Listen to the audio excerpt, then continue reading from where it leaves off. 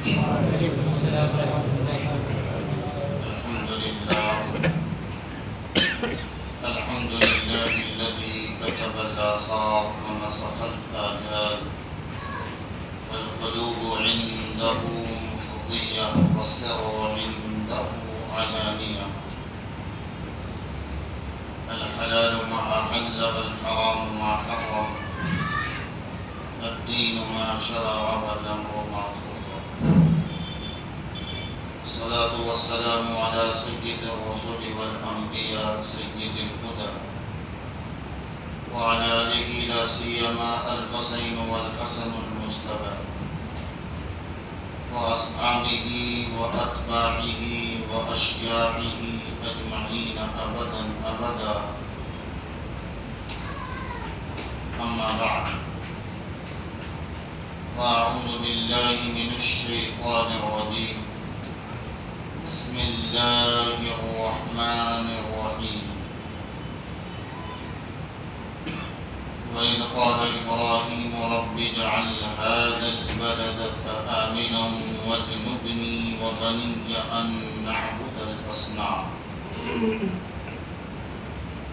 رب إنهن أضللن كثيرا من الناس فمن تبعني فإنه مني ومن عصاني فإنك غفور رحيم ربنا إني أسكنت من ذريتي بواد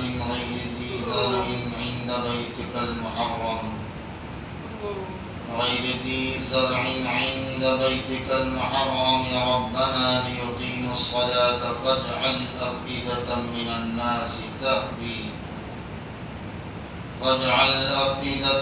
الناس تهوي إليهم وارزقهم من الثمرات لعلهم يشكرون إلى آخره. صدق الله العظيم وصدق رسوله النبي الأمين الكريم ونحن على ذلك لمن الشاهدين والشاكرين والحمد لله رب العالمين. قال الله تعالى في شأن عظمة حبيبه إن الله وملائكته يصلون على النبي يا أيها الذين آمنوا صلوا عليه وسلموا تسليما. اللهم صل وسلم وبارك وزد على سيدنا ومولانا محمد وعلى آله والكرام وآله الكرام وأصحابه الكرام. سبق پھر پڑھ صداقت کا، عدالت کا، شجاعت کا، لیا جائے گا تم سے کام دنیا کی امامت کا.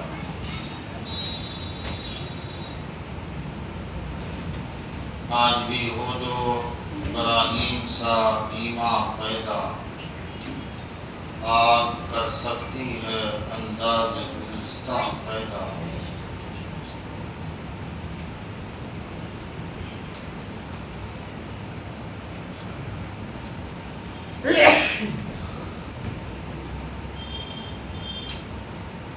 حضرات گرامی،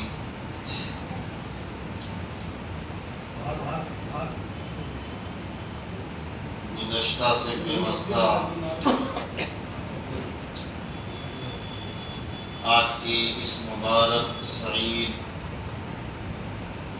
اور مقدس نشست میں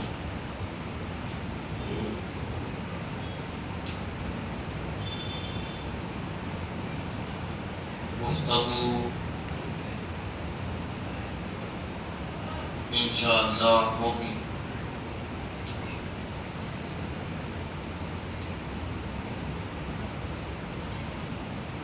حج اسلام کا ایک ایسا رکن ہے جو صاحب استطاعت پر پوری حیات اور زندگی میں ایک مرتبہ فرض.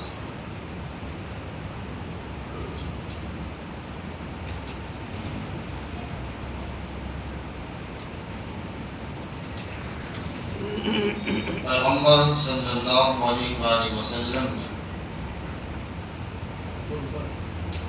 اپنی زندگی کے آخری حصے میں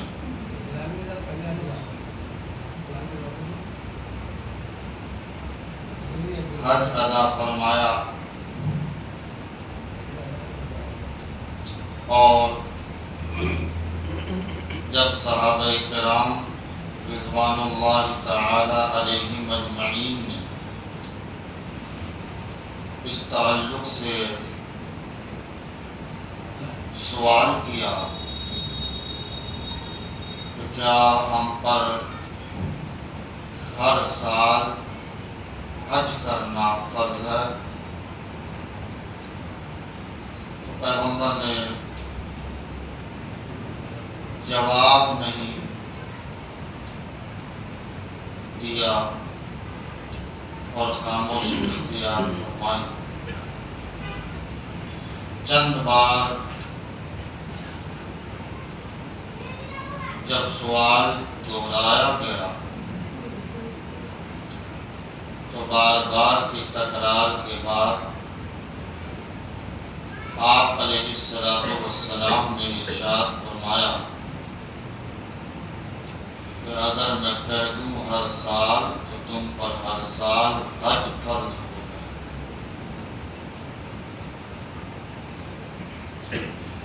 محدثین نے، محققین نے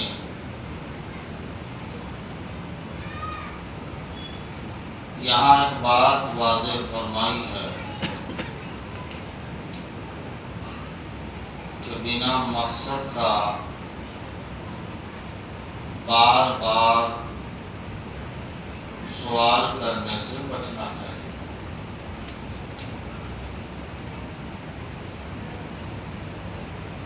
پھر یہ بھی ارشاد فرمایا،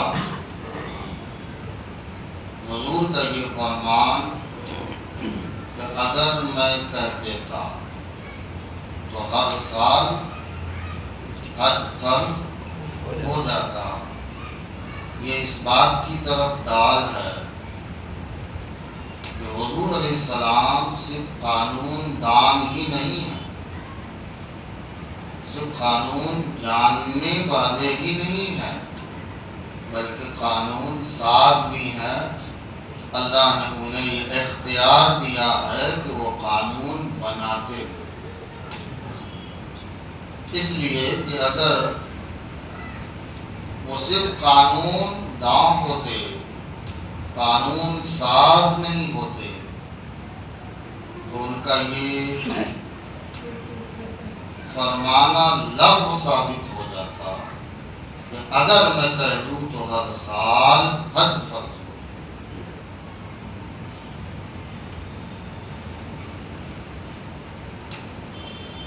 عام طور پر عرب میں بھی ایک عام بولی چالی میں اور کہیں کہیں ہمارے علاقے میں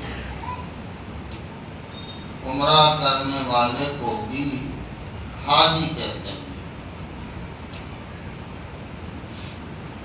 عرب میں تو کہتے ہی ہیں کیونکہ ان کی زبان زد ہے، کوئی بھی بات ہو تو حج کے علاوہ بھی جو لوگ مختلف مہینے میں حرمین شریفین کی زیارت کے لیے جاتے ہیں، وہ انہیں حاجی ہی کہہ کے مخاطب کرتے ہیں۔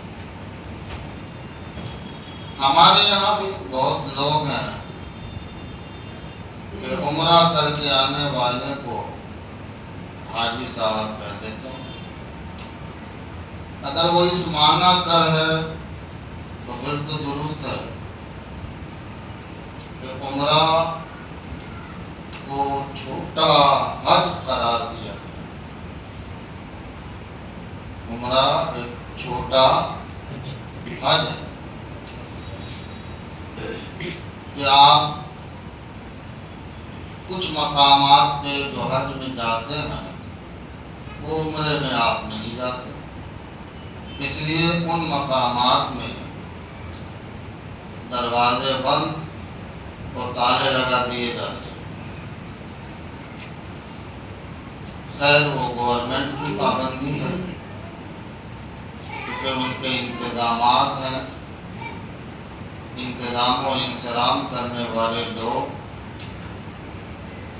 ان کے کچھ قانون ہوتے ہیں، کچھ ضابطے ہوتے ہیں، اور ان ضابطوں کو حتی الامکان فالو کرنے کی کوشش کرنی چاہیے۔ لیکن اگر اس نظریے سے آپ کہیں کہ حاجی تو صحیح معنوں میں یہ درست نہیں، اس لیے عربی میں مختلف فقہ کی کتابوں میں بھی عمرہ کرنے والے کو معتمر کہا گیا ہے۔ اب یہ لفظ تھوڑا آپ پہ بھاری ہوگا، سمجھ میں نہیں آئے گا، شاید اگر آپ کو خیال ہو سورہ بقرہ میں جہاں صفا اور مروہ کی سعی کا ذکر ہے، وہاں ایک لفظ استعمال ہوا ہے، وہیں سے یہ لفظ ماخوذ ہے۔ ان الصفا والمروة من شعائر اللہ فمن حج البیت او اعتمر، یہ او تھا، او کے واو کو ساکن کا قانون ہے عرب میں، الساکن اذا حرک حرک بالکسر، کہ جب ساکن کو حرکت دی جاتی ہے تو کسرے کی دے دی جاتی ہے۔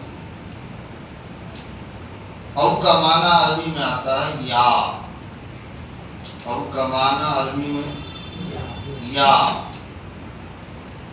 جس کو آپ کسی اور بھاشا میں جیسے انگریزی زبان میں آپ آئدر یا ادھر کیا ذکر کرتے ہیں، اس طرح کا بیان ہوتا ہے۔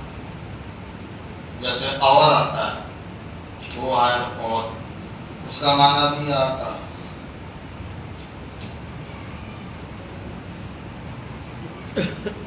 تو اس وجہ سے قرآن عظیم میں وہاں اب اعتمرا ہے، اصل میں ہے او اعتمرا۔ بے شک صفا اور مروہ اللہ کی نشانیوں میں سے ہے۔ فمن حج البیت، لیکن حج کا ذکر آیا، گھر کا حج کرے، اور پھر یہ دوسرا لفظ استعمال ہوا اب اعتمرا یا عمرہ کرے۔ اگر دونوں چیز ایک ہوتی تو الگ الگ بیان کرنے کی ضرورت نہیں تھی، اس لیے دونوں کے اوقات بھی ظاہر ہے کہ الگ ہے۔ خیر، ایک کا وقت تو کوئی متعین نہیں ہے، لیکن قانون یہی بنایا گیا ہے کہ حج کے ایام میں عمرہ نہیں کیا جائے، یہ ملک کا بھی قانون، اس لیے ابھی تو بہت سختی کر دی گئی کہ ابھی اگر حج کے دنوں میں یعنی شوال کے بعد اگر کوئی عرب میں رہنے والا بھی حرم جاتا تو اس کو ایک کارڈ لینا پڑے گا، اور اس کارڈ کے بغیر یعنی اجازت نامہ لینا پڑے گا، اجازت نامے کے بغیر اب آپ جدہ سے اندر نہیں جا سکتے۔ ابھی یہ نیا قانون بنایا ہے، پہلے نہیں تھا۔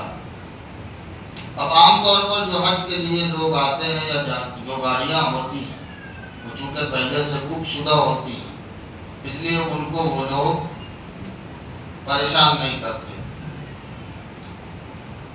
لیکن علاقائی لوگ جو آس پاس سے حرم شریف میں داخل ہونا چاہیں ان دنوں میں، تو ان کے لیے پابندی لگا دی گئی ہے کہ اگر جانا ہے تو آپ کو ایک اجازت نامہ ملے گا، کارڈ، وہ کارڈ لے کے آپ اندر داخل ہو سکتے ہیں، ورنہ آپ کو داخلہ ممنوع ہوگا، یعنی آپ اندر داخل نہیں ہو سکتے۔ نہیں ہو سکتے اس کی وجہ یہ ہے کہ ہجوم سے بچانا ہے۔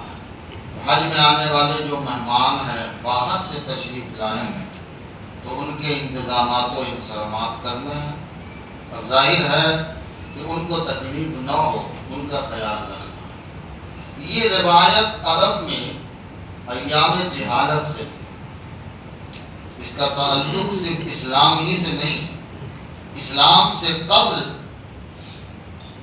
جہالت کے زمانے میں بھی اس بات کا خیال کیا جاتا تھا کہ جو لوگ حج کے لیے مکہ مکرمہ آئیں وہ ہمارے مہمان ہیں، ہم ان کا خیال کریں۔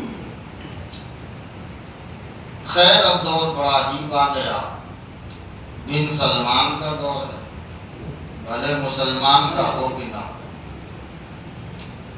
اب بن سلمان کا دور ہے، مسلمان کا ہو یا نہ ہو، نئے قانون اور ضابطے بن رہے ہیں، عجیب عجیب خرافات، ان جگہوں پہ بھی خبر ایجنسی سے معلومات ہو رہی ہیں کہ اللہ ہی رحم کرے، اور جو حالات ہیں وہ نہ ہم سے ہم سے چھپا ہوا ہے، نہ آپ سے پوشیدہ ہے، آپ سب جانتے ہیں۔ پروفیشنل ماحول ہے ایک زمانے میں جہاں حج کرنے والے یا عمرہ کرنے والے کو مقدس سمجھا جاتا تھا، اور جو لوگ مہمان بنتے تھے وہ لوگ بھی اپنے آپ کو میزبان تصور کرتے تھے، اور اس کو پروفیشنل طور پہ نہیں دیکھا جاتا۔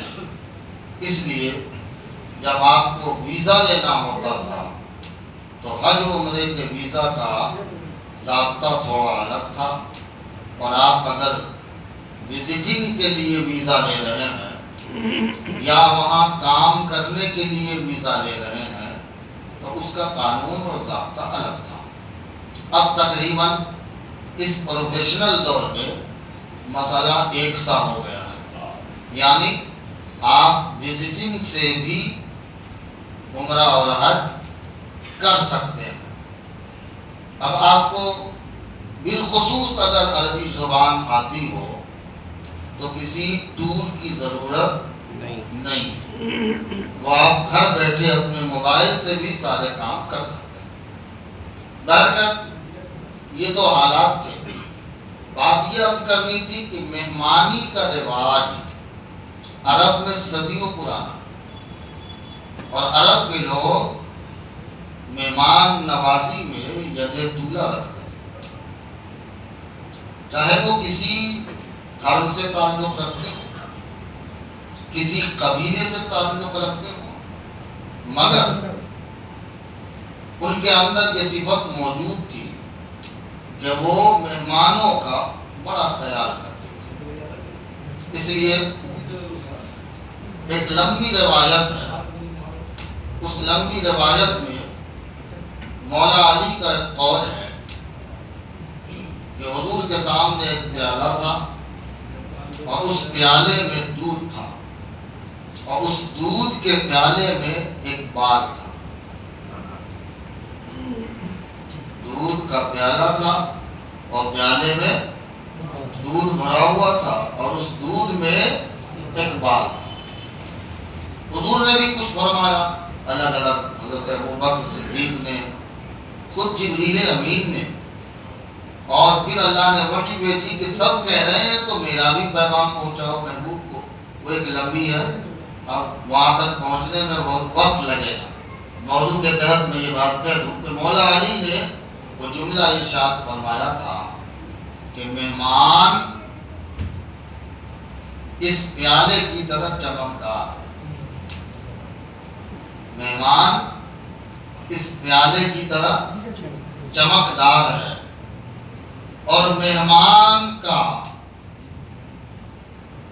آؤ بھگت کرنا، مہمان نوازی کرنا، یہ دودھ سے زیادہ سفید ہے، اور خوشی خوشی مہمان کو گھر سے چوکھٹ سے نکال دینا، چھوڑ دینا، یہ بال سے زیادہ باریک ہے،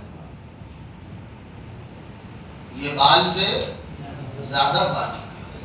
اور بات درست ہے کہ مہمان کو خوش کر کے گھر سے روانہ کر دینا یہ آسان کام نہیں۔ وہ بھی مجھ جیسا مہمان ہو تو بڑا مشکل ہے. مجھ جیسے سے مراد ہے ہم مولوی ہو.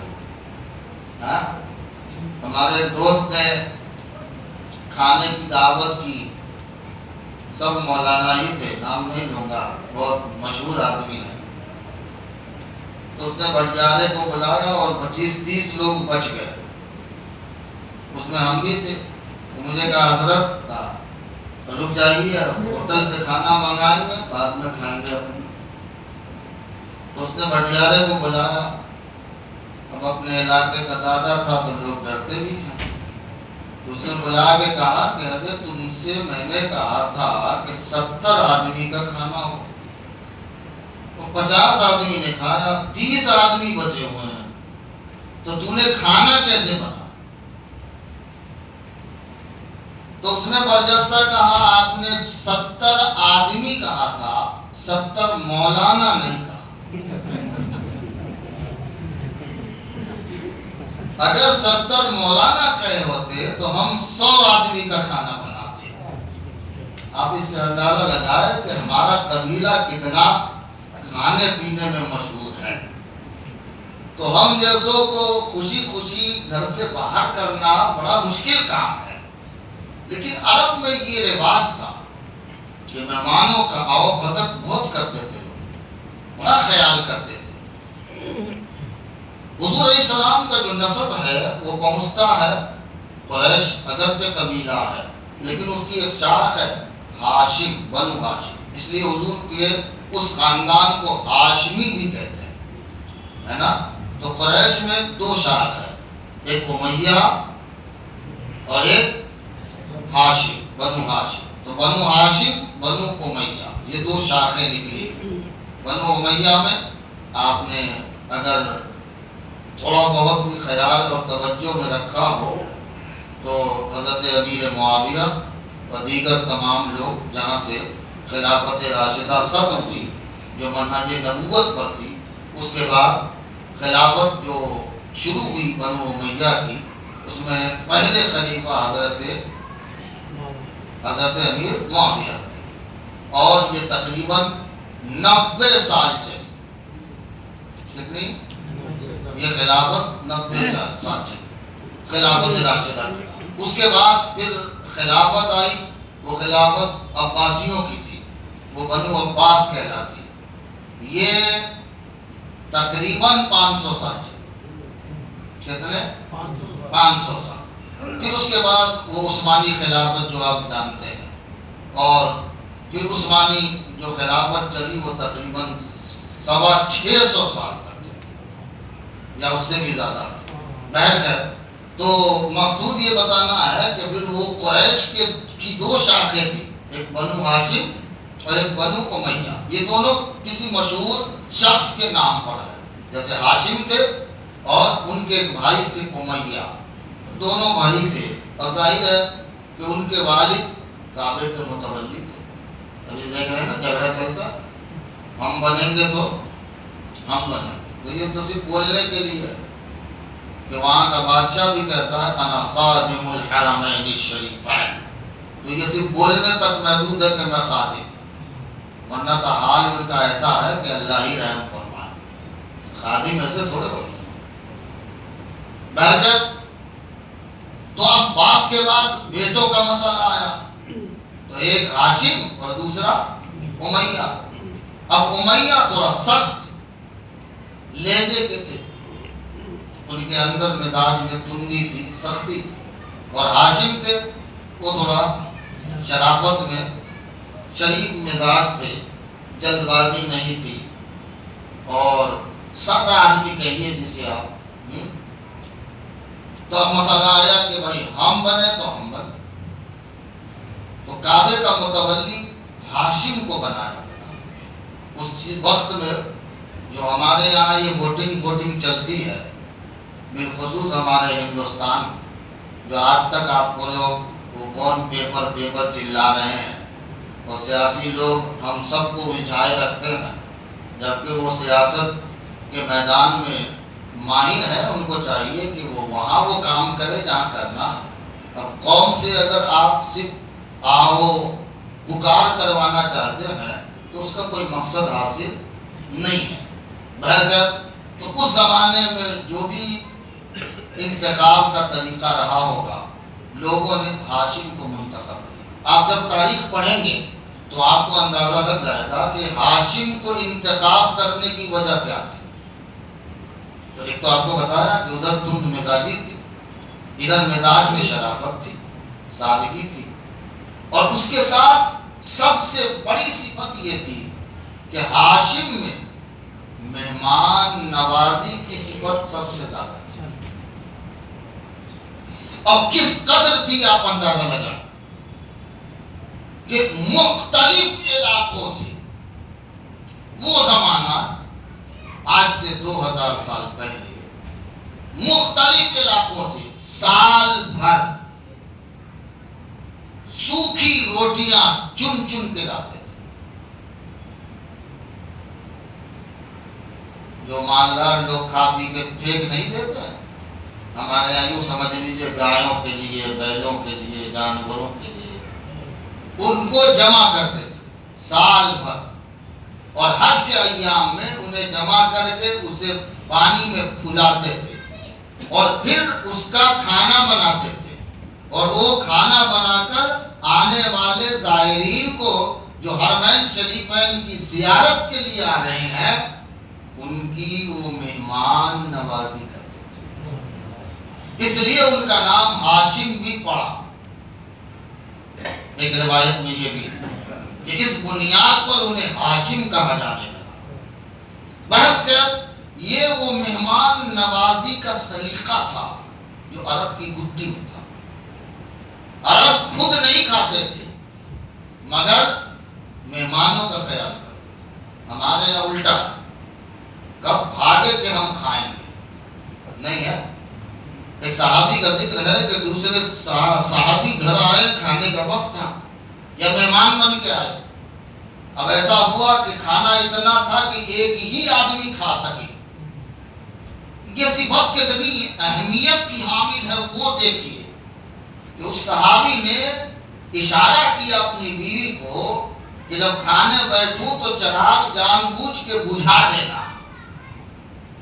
چراغ جان بوجھ کے بجھا دینا تاکہ میں کہہ سکوں اچھا چراغ کا تیل ختم ہو گیا.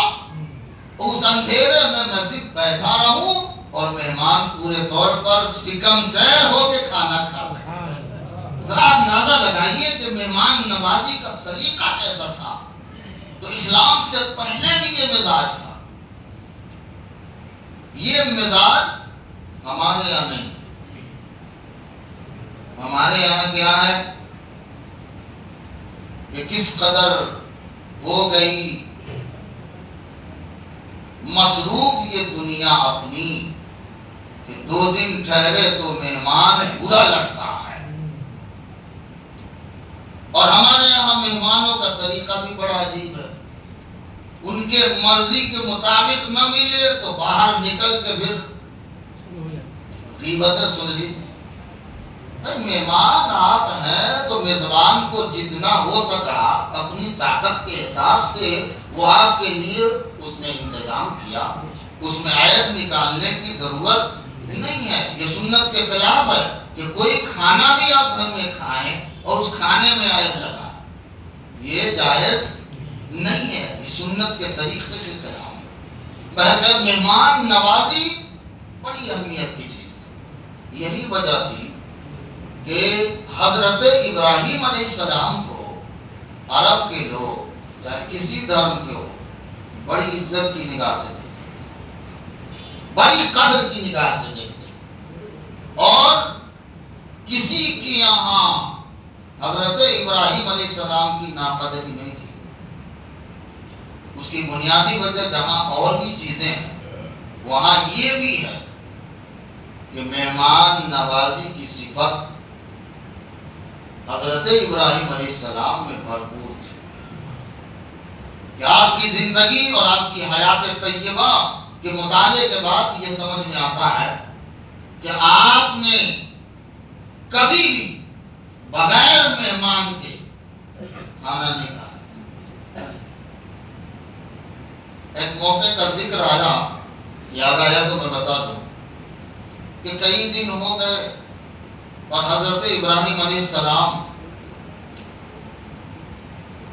کے دسترخوان پر مہمان نہیں آیا تھا، اور قوم سدوم کا مسئلہ بڑا عجیب و غریب تھا۔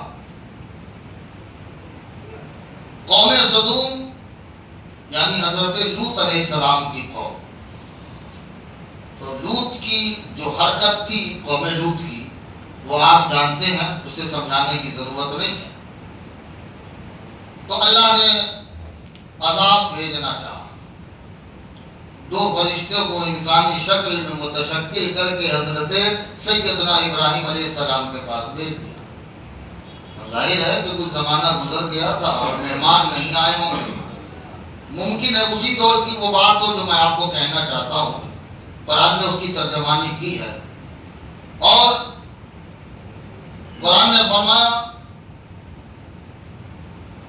بعجل حنیذ، جو ہی مہمان دیکھا حضرت ابراہیم علیہ السلام، ظاہر ہے مسرت و شادمانی کے تار ان کے دلوں میں بجنے لگ گئے، اور آپ نے اپنی اہلیہ کو اشارہ کیا اور کہا کہ ایک بچڑے کی ٹانگ بھون لو۔ ہمارے یہاں بکرے کی ٹانگ نہیں بھون پاتے ہیں، اور کئی دن سے مہمان نہیں تھے، تو کہا بچڑے کی بھون گئی صاحب۔ اب ظاہر ہے کہ جب بھون گئی، حضرت ابراہیم علیہ السلام نے دیکھا یہ علاقے کا بندہ تو نہیں ہے۔ ایک آدمی اگر نئے چہرے آپ کے سامنے آئے تو آپ کو پتہ چل جاتا ہے نا کہ یہ یہاں کا رہنے والا تو نہیں ہے، لیکن اس زمانے میں سفر کرنا بڑا مشکل ہوتا تھا، لیکن سفر کر کے جب کوئی آئے گا تو اس کے چہرے کی جھریاں بتا دے گی کہ بہت دور سے آیا، تو لگ تو رہا ہے کہ یہ آدمی اس علاقے کا نہیں ہے، بہت دور سے آیا، کہیں سے ہے، مگر اس کے چہرے سے آثار نہیں دکھتے، نہ ان کے بالوں پہ کہیں رہتی ہے کہ بھائی سفر کر کے آیا ہے تو بال میں گرد و غبار تو ہوں گے نا، چہرے پہ ہوائیاں اڑ رہی ہوں گی نا، تو یہ علاقے کا بھی نہیں لگتا، اور آثار بھی نہیں دیکھتے چہرے سے کہ یہ باہر سے کہیں سے آ رہا ہوگا، اتنے دور مسافت طے کر کے اتنے دور سے کہیں آیا ہے، یہ بھی نہیں دکھتا۔ اب تیسرا تعجب یہ ہوا کہ بھنا ہوا وہ ران رکھ دیا، اب مہمان ہے، دور سے آیا ہوگا، بھوکا ہوگا، ٹوٹ پڑنا چاہیے مولویوں کی طرف، لیکن یہ کھا بھی نہیں رہے، سامنے رکھا ہے مگر تناول نہیں فرما رہا۔ اب یہ تعجب حضرت ابراہیم علیہ السلام کو ہوا، یہ کیا ہو رہا ہے، بڑا عجیب و غریب مسئلہ ہے۔ تب ان دونوں نے کہا کہ میں مہمان نہیں ہوں، میں اللہ کا بھیجا ہوا فرشتہ ہوں، اور میں قوم سمود یعنی قوم لوط پر عذاب کے لیے آیا ہوں۔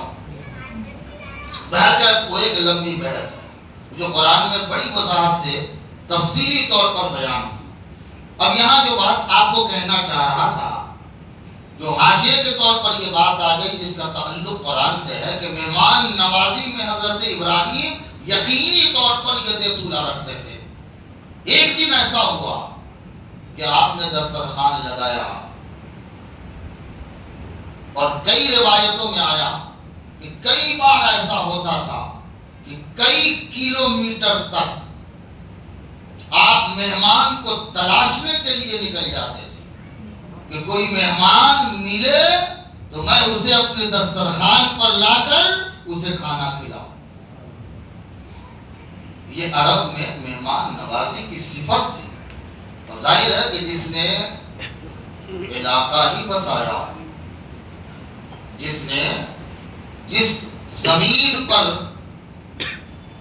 نشو و نما اولاد کی ایسی جگہ کی ہو کہ اس آب و ہوا میں ظاہر ہے کہ صفت تو ہونی چاہیے نا، جو باپ میں صفت ہوگی جس کو شاید سائنس میں زنک کہتے ہیں، وہ کہیں نہ کہیں اولاد میں نظر آنی چاہیے۔ تو ایک مرتبہ ایک شخص گزرا اور آپ قریب گئے اور چاہا کہ ہم اسے مہمان بنائیں، لیکن وہ شخص مشرک تھا، وہ شخص کافر تھا، اللہ کو ماننے والا نہیں تھا، توحید کا پجاری نہیں تھا، اللہ کی وحدت کا منکر تھا، اللہ کو مانتا نہیں تھا۔ آپ نے جب دیکھا تو آپ پیچھے ہٹ گئے اور کہا اسے جانے دو۔ یاد رکھیے گا بڑوں کی گرفت بھی بڑی ہوتی ہے، جو لوگ بڑے ہوتے ہیں ان کی پکڑ بھی بڑی ہوتی ہے۔ ابراہیم کیا ہوا؟ کہا مولا وہ تیرا منکر، مولا وہ تیرا منکر ہے، مولا وہ تیرا دشمن ہے، دشمن خدا کو میں اپنے دسترخوان پہ لاؤں جس کے پاس توحید کے انکار کی سرٹیفکیٹ موجود ہے، جو نعوذ باللہ اللہ تعالی کی ذات و صفات میں کسی کو شریک ٹھہراتا ہو، جو خدا کے علاوہ معبودان باطلہ کے سامنے اپنا سر جھکاتا ہو، میں اسے اپنے دسترخوان پہ بھلا کیسے لا کے سجاؤں، اسے اپنے گھر کا کھانا کیسے کھلاؤں؟ اللہ تعالی نے ارشاد فرمایا ابراہیم یہ صفت جوادی میری ہے، لیکن سن جسے میں نے 30 سال تک کھلایا ہے تو اسے ایک وقت کا کھانا نہ کھلا سکا، تجھے پتا ہے کہ میرا بندہ ہے، میرا اقرار کرے یا انکار کرے میں اسے 30 سال تک کھلایا ہوں اور کھلاتا رہوں گا، کیونکہ میں اس بات کی جوادی رکھتا ہوں اور صفت جوادی میرے اندر ہے کہ میں دنیا کو باور کرانا چاہتا ہوں کہ میں اس یقین کے ساتھ اسے کھلاتا ہوں ہو سکتا ہے کہ وہ میرے اس صفت کی بنیاد پر کفر کو چھوڑے توحید کو اپنا لے۔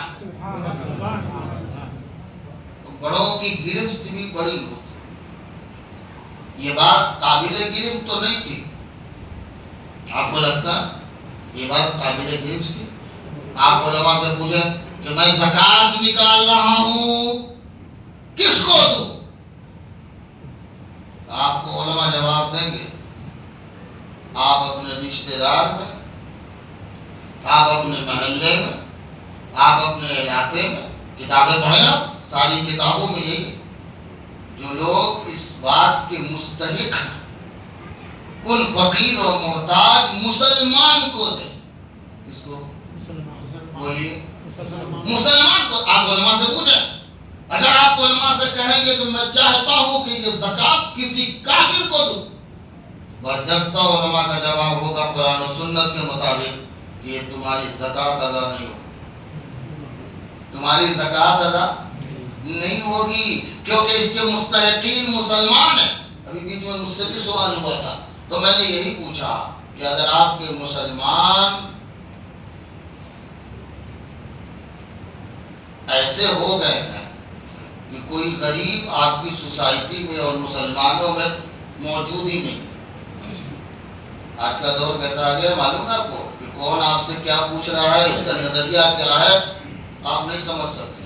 بالخصوص فون پر جب آپ سے کوئی مسئلہ پوچھے تو اس کے کانسیپٹ کو سمجھنا بڑا مشکل کام ہوتا ہے۔